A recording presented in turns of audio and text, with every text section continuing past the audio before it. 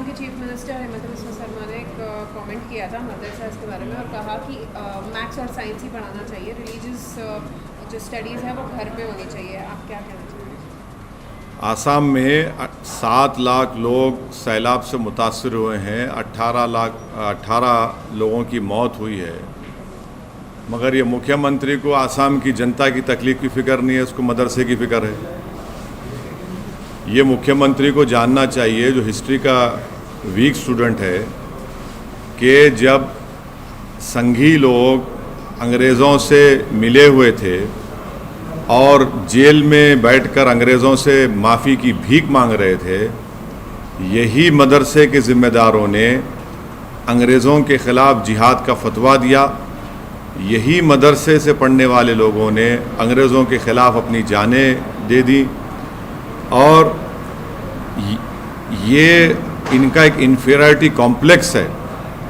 वो इस तरह से इन्फीरियरिटी कॉम्प्लेक्स को छुपाने के लिए इस तरह की बकवास करते रहते हैं। क्या राजा राम मोहन राय मदरसे में पढ़े थे या शाखा में पढ़े थे?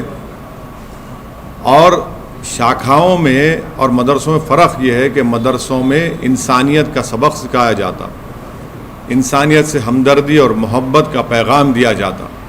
तो इनको ये चीज़ें समझ में नहीं आती और इनको ये बात समझने की ज़रूरत है कि मदरसों में साइंस, मैथ्स सब पढ़ाया जाता और मदरसों के ज़रिए से ही भारत को और ख़ूबसूरत बनाया गया। तो इनको इन सब चीज़ों से मालूमात नहीं है।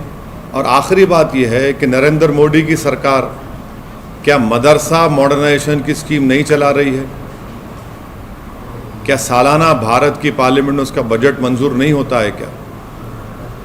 तो इनको सिर्फ मुसलमानों से और इस्लाम से नफरत है, ये खुल के आ गया उनकी ज़बान पर। लेकिन सर अब राजस्थान में भी सेम कंट्रोवर्सी, वही जवाब है। देखिए, मोदी सरकार में क्या मदरसा मॉडर्नाइजेशन स्कीम नहीं है? क्या मुख्तार अब्बास नकवी उसके मंत्री नहीं हैं? आप मुसलमानों से, इस्लाम से नफरत करते, इसीलिए इस तरह से आप ये अनाप शनाप बकते रहते हैं। सर, आपने ट्वीट किया मुग़लों से भारत के मुसलमानों का कोई रिश्ता नहीं है, लेकिन ये बताओ कि मुग़ल बादशाहों की बीवियाँ कौन थी? और उसके ऊपर अमित मौलवी ने कहा है कि दिस इज क्रॉस सेक्सिज्म। तो ये क्या विषय था, क्या बोलना चाह रहे थे सर आप? वो आप बोलते रहता है, उन्हें बच्चा है, उसके बातों पे क्या बोलना। अच्छा, ये ट्वीट के बारे में बताइए सर। क्या पूरी स्पीच है? स्पीच सुनो, समझ में आता। नहीं, ये पर्टिकुलर कोड जो आप आप स्पीच सुनिए। इतना पीस जो है काफ़ी नहीं, आप स्पीच सुन लीजिए। हाँ, मैं मुग़लों को ज़िम्मेदार करार देता हूँ पेट्रोल की कीमत का, बल्कि औरंगज़ेब ज़िम्मेदार है पेट्रोल डीज़ल की कीमत का। बादशाह अकबर ज़िम्मेदार है कीमतों में इजाफ़ा होने का, और शाहजहाँ ज़िम्मेदार है नौजवानों में बेरोज़गारी का।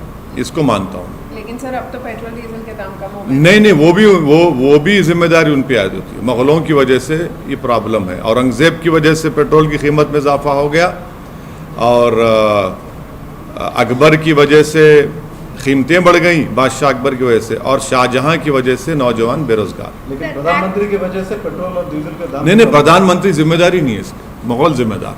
Sir, activists like Brinda Adige have said that this is crass sexism and your comment humiliates women. Would you like to respond to that? I don't want to respond. She can hear listen in a proper way, listen to my complete speech, and then she will find out what I had to say.